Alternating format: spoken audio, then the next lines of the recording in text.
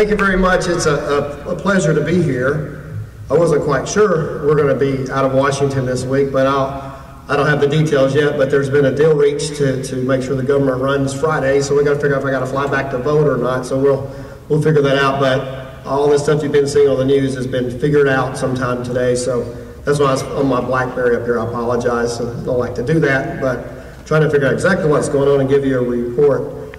But it is great to be here, and Lisa, I don't know where she went to sing the Star Spangled Banner. What a wonderful, using your voice in that way to move people and motivate people. And just since we're here in Owensboro, in Daviess County right now, not necessarily in Owensboro, a week and a half ago, I guess it was, that we buried one of our own in the 2nd District, Brandon Mullins. And if you were with the family, around the family at all, and you walked outside the church and saw hundreds and thousands of citizens standing there with flags and showing up just to support the family. And I know it meant a lot to them, and it just shows what a great heart this community has, this area has, these 7 counties have, and it meant a lot to them. I talked to them and just the whole community, and it was a national story about how well this community came out to support one of their own who did give his life and define what it means to be the home of the brave, to be here. So thank you for bringing that family in and doing what you did for them.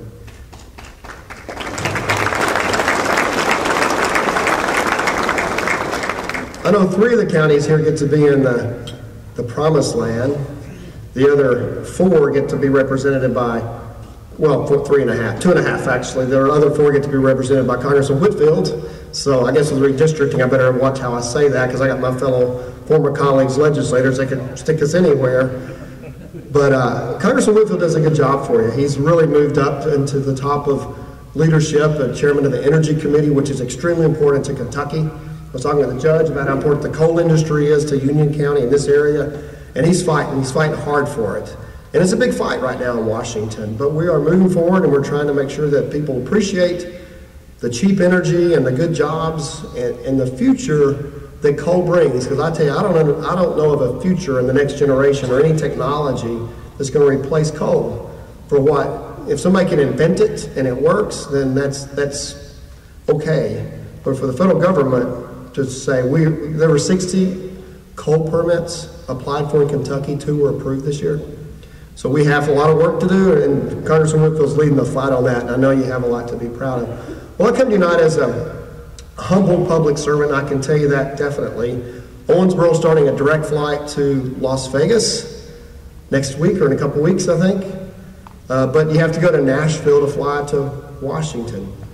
So the other day I landed in Nashville on the way home, and I was flying with some of my colleagues, and as I got off to wait for the bag to be unloaded, I was standing next to a lady, and Jim Cooper, who represents downtown Nashville, goes walking up the gangplank there, whatever you call it, the jetway, and I saw him go by, and then all of a sudden Marsha Blackburn represents Franklin, Tennessee, goes walking up the jetway, and then all of a sudden Diane Black, who's from Gallatin, goes up the jetway, and a lady grabs me by the arm and says, "Can you believe this? We were flying with 3 congressmen." So that definitely humbles me to be here with you today. Well, thanks. I want to just talk about the tone in Washington, D.C., because people tell me all the time, I'm frustrated with what's happening in D.C., and my answer back is kind of quick, but it's true, is if you're frustrated, you ought to be there. Because I went to Washington, D.C. to get things done, and people ask me what's the difference in Washington and Frankfurt and how are things different. In Frankfurt, you work to a deadline.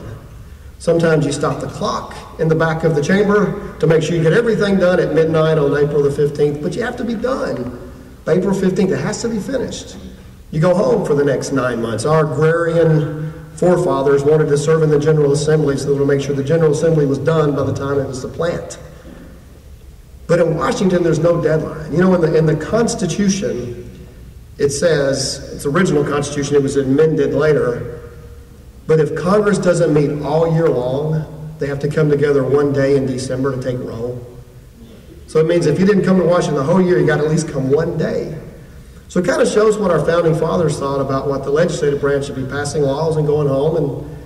And in a big economy we have now, we can't do that. I'm not suggesting that. But when you work without a deadline, Every negotiation goes to a deadline.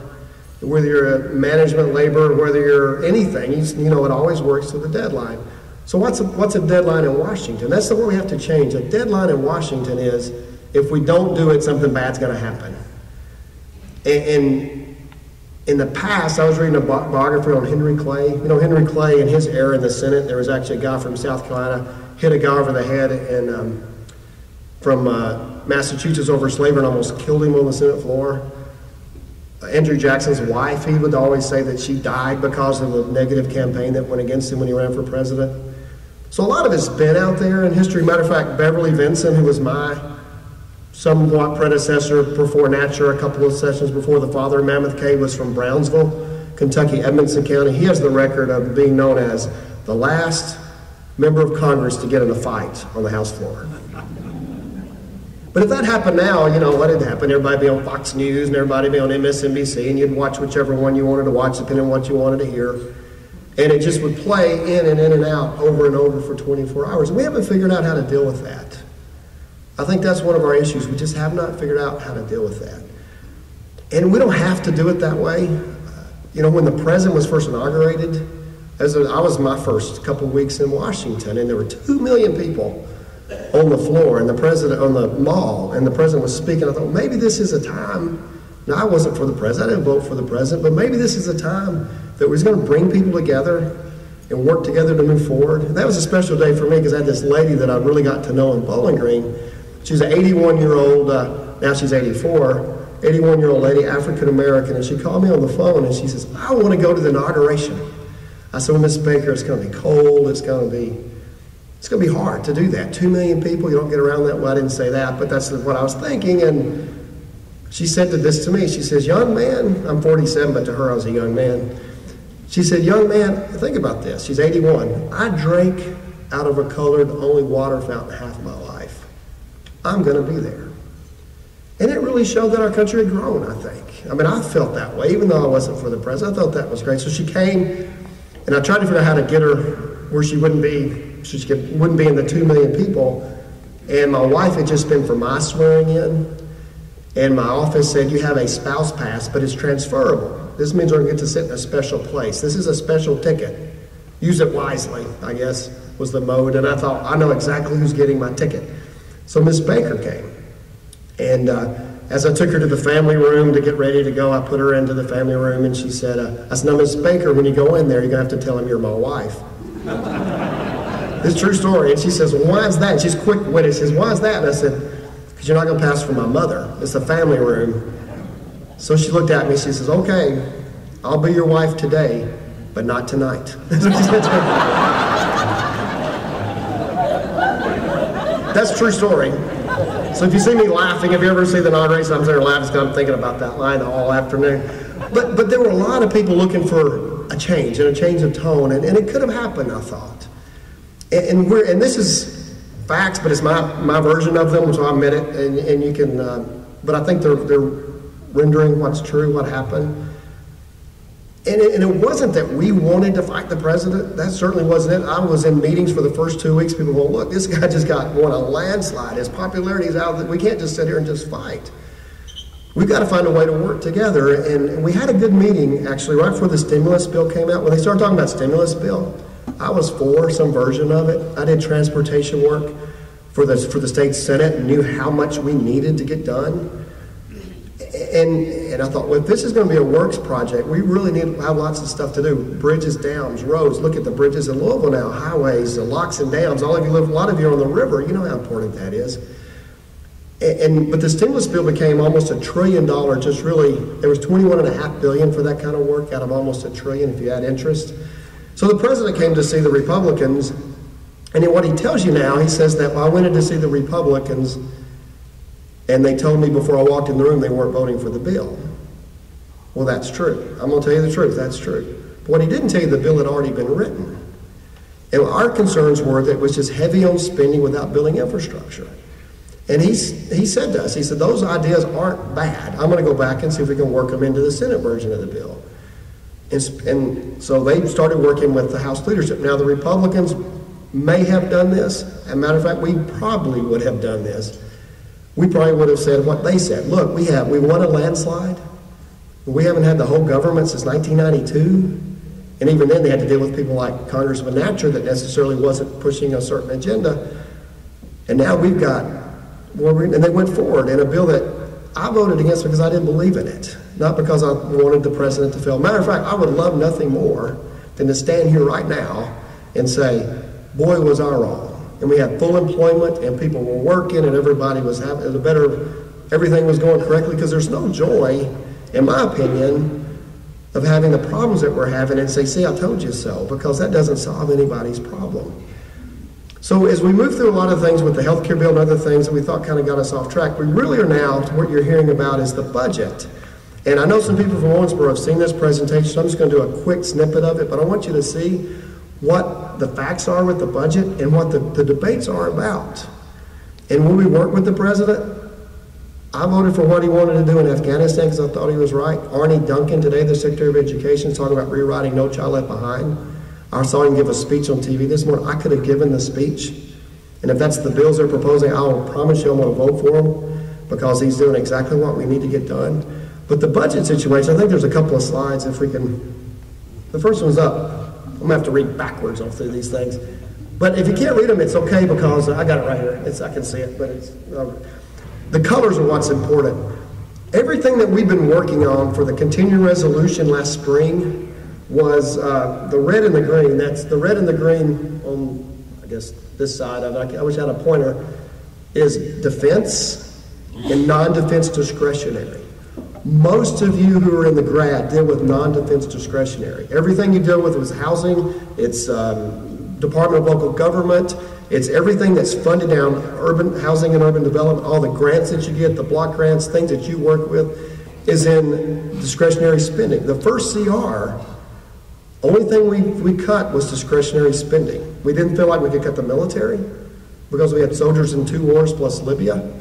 And so that little red, I think the red one's, yeah, non-defense discretionary is the red piece on this closest to me if you're looking at this one. And that's $700 billion. So when you're trying to cut a $1.5 trillion budget deficit, if you eliminated it, you would only cut half of it. If you eliminated everything that federal government does, any program that you're part of, WIA, all the things that you're part of. I'm not suggesting we do that, I'm just saying if you did, it still cuts half. The next one, the green one, is defense. If you put those two, if you sent the Army, Air Force, Navy, Marines home, which I would argue is the primary reason for your federal government, you would balance the budget for a year. You'd balance the budget for a year. If you got rid of all discretionary spending, that's what the CR is that I guess we agreed on today to pass for Friday, before Friday. That's everything in those two piles. Everything else is an entitlement. Now, some people pay for entitlements, and a lot of people say, I don't like that word. Entitlement's not a negative word. Entitlement is Social Security, Medicare, Medicaid, the other that you see, and then interest on the bill, interest on the debt with $200 billion. The other you see is other would be food stamps, unemployment, free and reduced lunch, farm bill. So when you say entitlement, what that means, if you reach a certain age or certain criteria, you're entitled to it. So if you paid into Medicare, when you're 65, you get Medicare. That's what an entitlement is. And so it's not negative just because people say, I don't take entitlements. Entitlement's not welfare necessarily. Now, part of entitlements are welfare, but not every entitlement is welfare. And so if you see, you could eliminate all discretionary spending, which is all the programs most of the programs you're involved in, and you just balance the budget. You just balance, and you don't even balance it for more than a year. It's because of the growth of entitlement programs. So if we can go to the next slide. That's what's driving our debt. I can read it backwards a little bit. The green one on the top is Medicare. It's the growth of Medicare that's really the biggest issue that we have to deal with. And it's Ross Perot had these similar kind of charts back in these charts were done by the Congressional Budget Office. They're estimates, but they're nonpartisan estimates, kind of like in the Frankfurt, the Census Forecasting Group would be equivalent to that. It's not driven by political parties. If I showed up with a Republican agenda, you should just throw me out. But I just want to tell you what's going on, because this is too serious to play politics with it. The black line across the top is the average revenue that we bring as a federal government.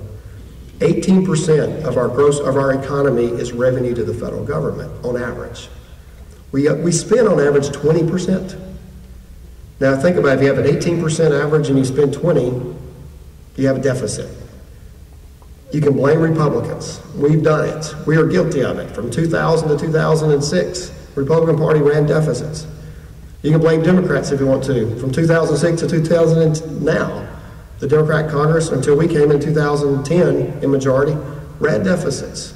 The point is we don't need to blame anybody. We need to solve it. That's what but if you want to blame somebody, you can, both of us, we're all guilty. But we got to solve this problem, because if you look, I don't know if you can see the bottom, at 2010, that's the lowest point of the black line. We typically bring in 18%. Last year we brought in 15% of our economy in revenue. We typically spend 20. Last year we spent 25. We had a 10% difference. That's what brought the $1.5 trillion budget deficit. But the problem is even going forward. The baby boomers, I'm one of them, born in 1964. If you're born in 1946 to 1964, born in 1946, happy birthday, welcome to Medicare, right? 10,000 people a day in the baby boom are retiring and going into Medicare. The average person over their lifetime will pay $100,000 in Medicare premiums, and the average person will receive $300,000 back. Now, when you had 7 or 8 workers to 1 retiree, that worked. But now the baby boomers are going to make that closer to less than 3 to 1. And it's just not sustainable. Our children won't have a future if we do that. If you go out 30 years is where the black line crosses the green. My daughter will be my age. What that line says, in 30 years, 100% of federal revenue will go to 3 programs: Medicare, Medicaid, and Social Security, 100%. So when my daughter is my age and wakes up and goes to work, the children of the greatest generation, the people who had fought the Depression, fought the war, built the middle class, their children, me, my generation, will be telling our children, we want you to go to work every day for the sole reason to pay your taxes for me to be retired. That's what we're asking. That's what those numbers mean. That's what we have to change. And I'm going to show you what the debate is in Washington. And this next slide is a little dated because the president's made a new proposal. That didn't show up exactly the way it's supposed to show up. But the red line was the president's budget that was proposed this year. Now, he's made some adjustments this week, and I'll tell you what those adjustments are. The red line going up is the president's proposal because he doesn't address Medicare. If you don't address Medicare, you're not going to solve the problem. That red line includes raising taxes from 35 to 39.5% on people making over $250,000. You can't tax your way and chase Medicare and tax your way into it. The green line is what we propose. That's the budget that we have out. Both of those are scores by the Congressional Budget Office. And the difference in the two is what's been the debate in Washington, D.C. Which pathway are we going to go? And it has been messy. It's been messier than it needs to be. Things can be solved better than they are. But it's a big debate. It's a huge debate about where our country, what direction our country is going to go. President Obama didn't create the policy to make that line go north. It was done by Republicans and Democrats. But what President Obama did with that proposal was say, I don't want to deal with it yet. And he's trying to put it off to 2013. We had the same question of our group. We got together. As a matter of fact, we were home on, make sure I don't go too long, about another 5 or 6 minutes. We were home on a President's Weekend, and I was in Hodgenville for Abraham Lincoln's birthday, and we were trying to decide, are we going to come up with some kind of plan just to get it out there? And what President Obama wanted to do was get into a conference committee so nobody has their fingerprints on it, and then we all solve it together, and then everybody is guilty. So nobody gets charged with talking about Medicare first. So our big question was, well, are we going to do that or are we going to lead? And it was a conference call we had to take, and I was in Hodgenville going to Bardstown. And if you go up 31E, you don't get cell service the whole time. So I was stuck in Hodgenville waiting to make the phone call, and I was sitting at a Hardee's ready to make a phone call, and I thought, I have the best place in America to go listen to this phone call and put in my 2 cents worth. And I went down to the birthplace, and I stood there. And I remember sitting there looking at the little birthplace, and I actually was at the little spring that supposedly President Lincoln got his first drink of water, and going, that little boy born on that hilltop had decisions far tougher than we have. But he was willing to do it because he had a vision of what he wanted America to be. He wanted to be united. He wanted government of the people, from us, that you elect and send for you to continue. So the decisions were tough, but he would probably say they were tough decisions, but easy, because he knew what he had to do. So we decided to go forward on that. As a matter of fact, Abraham Lincoln, I was just with an expert on Lincoln, asked this question. In any speech, and I've read everything I can read, in any speech did he ever mention James Buchanan? And he never did. And remember, Abraham Lincoln was elected in November of 1860. He was sworn in March of 1861. And in the meantime, 7 states had seceded from the Union. And he never once said, what am I supposed to do? This happened before I got here. He said, this is my vision for this country, and we need to move forward and get it solved and get it fixed. And that's what we decided to do. So what we proposed, and I'll show you what the president's counterbacked, I want to make sure I'm fair, is that a 25% tax rate at the top level. Now it's 35. That red line shows it going to 39.5. Well, the average millionaire pays 23%. There are a few people that get all their money in dividends, Warren Buffett being one that doesn't pay that.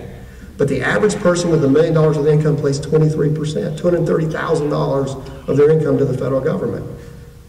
And we thought, well, why should some pay 0 and some pay 35? Why don't we get close to the average and make it 25 and eliminate deductions? And therefore, everybody, we don't want Warren Buffett to get a tax break. We want him to pay 25%. This really wasn't affecting because he gets his income differently. But that was the focus we had. But the biggest problem and the biggest issue to address is Medicare. And what we decided to do, I don't think the lights are kind of dim, but as I can see people, I don't think anybody here is over 55. No, I don't think anybody here is over 50. If you are, it doesn't affect you. Our proposal. And the reason is because people retire expecting what they were promised. And if you take it away from them when they're retired, I have a 90-year-old grandmother. She can't go back and go to work and make up for it. We have to protect that. Matter of fact, we went back 10 years and went to 55 and up. If you're 55, none of this that we propose would affect you. But we can't, and nobody can really promise you, if you saw that estimate of Medicare, that we can have a future in this country if we don't change the program. I'm 47, it affects me. What we say Medicare will be premiums and copays, and you'll have premiums and copays and deductibles just like a normal insurance plan. It's equivalent to what I have as a member of Congress. So when you retire, we are guaranteeing you that you will have the same benefit as an American citizen as the person you elect to go represent you in Congress. Now what? You'll hear the rhetoric saying we're going to charge old people $6,000 a year. Well, if you're already on Medicare, it doesn't affect you. But if you're mine, that's what I pay for health insurance. You know, I get all the emails about Congress is everything free. We shouldn't, and we don't. I pay about $500 a month for health insurance. So people have to start factoring that into their retirement. If we don't, our children aren't going to have a future. Now, we voted that out of the House. It got killed in the Senate. The president has countered with trying to increase the tax. That line there has the 39.5. It also has the wars going away, his line. He's come up with some other cuts in Medicare, but not to beneficiaries, just by running it more efficient, which we need to run it more efficient, but it's not going to chase the growth in Medicare, in my opinion. I wish we could do it by that simple. But the other thing that he's proposed, I want you to also realize what this does. A lot of people say, well, if we were at 39.5% under Bill Clinton, which we were, and we had booming economic growth in the 1990s, why is that such a bad thing? Well, that goes to 39.5, but what he also does, which we didn't do under Bill Clinton, is take away deductions for people in that category. So remember, the average person pays 23% in that category. It's going to go to 39.5% with no deductions. So you're talking about small business owners, people trying to grow their business going from 23% to 39.5% income tax. That's what they're proposing. And I think it'll just be devastating to the economy. I mean, we really got to decide, is our tax structure supposed to be about fairness? That people in Washington, D.C. say, you're not paying enough, this isn't fair? Or is it going to be about growing the economy and economic growth and producing jobs and wealth that our country has been? And so the debate needs to be neater, it needs to be cleaner. And I'm telling you, a lot of people, when we're doing the debt limit, that were trying to solve the problem weren't the ones you saw on Fox News or MSNBC, depending on which one you want to watch. There were a lot of serious people trying, and the people on TV were serious too, but they were also on TV. The people in the rooms saying, what can we do to make sure that the American people know that their federal government works? Weren't the ones you saw on television. And I think that, and they weren't the ones that voted against the bills this last couple of weeks. We actually got a deal before Friday. I thought we'd be there Friday. So maybe that's positive today. It just happened. So maybe that's positive, because what you're going to see two things, and then I'll close. You're going to see, well, one thing, because the debt limit's done. I was going to talk to you about the continuing resolution, but that seems to be done. The debt limit commission. And I support it. I support it for this reason, is that we cut another $1 trillion this summer out of discretionary spending. And all of you who run programs know that it's making it pretty tight for you to run programs. And we're going to have to, maybe even a little tighter, because we got to have a future for our children. But you know that there's not a lot more to go in discretionary spending. I understand, because I rode with some of you out on the programs that you do. The debt commission supposedly will get a up or down vote in the Senate and the House, and they need to address the entitlement situation. And that's why I was positive for the entitlement situation. I think we can do that. But what I want to illustrate to you tonight, that it can be better in Washington, and it has to be better. That's my mission, because the American people are so frustrated with the way their government works that we have to, one, figure out how we react to each other in the 24-hour news cycle and not yell at each other on television, because we don't really do it in person. I've been on television a lot, but we don't do that in person. The other thing is that we have to be serious and not demagogue each other when we try to make serious cuts in Medicare. It's fair to have a different opinion on the way to address the growth of Medicare. But those numbers are real. And if we don't address it, we're not going to give our children a future, because I ask a lot of people this. I say, and I'm not going to raise your hand, I'm 47 years old. Yes, most people that are 47, do we look better? Well, actually, that green line, actually, we put off balancing the budget for 10 years because we grandfather Medicare, the 55s. It pays off the national debt in 30. The $14.5 trillion is going to go up to 20 under that plan. It pays off in 30 years. So you ask people my age, are you going to have a better life than your children? Did you have a better life than your parents? Most everybody my age say they did. We live better than our parents. But you ask, do you think your children are going to have a better life than you? A lot of people doubt that. And that's the essence of what makes us Americans, is that we work hard so the next generation can have a better life. And it creates the wealth that our country has put that unforeseen in the world. But we're starting to doubt that. And that's concerning to me, because and it's because of what's happening in Washington. Our actions are bringing that about. But imagine if you ask my daughter at 30 years, will your children have a better life than you have? And she's standing here at 30 years with zero national debt, borrowing nothing from China. Entrepreneurism growing at a 25% tax rate instead of 39.5% effective tax rate, not 39.5% rate that's deducted down. And what kind of world and what kind of America will she have? And we'll do it. I know we'll do it, because we're Americans. There's a little kid from Hancock County, when I was going to Iraq, the second grade in Hancock County made Christmas cards for me to give to Iraqi soldiers. And I almost didn't give this one away, because I wanted to keep it and frame it. But I thought, no, he wanted to go to a soldier, so I'm giving it away. And the cover of it, and it's what I'll close with, it said, "We must win. We are Americans. We are winners.